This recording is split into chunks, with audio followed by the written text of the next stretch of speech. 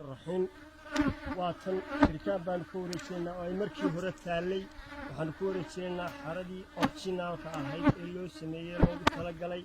waaniga dhex taagan markaas sida ula socda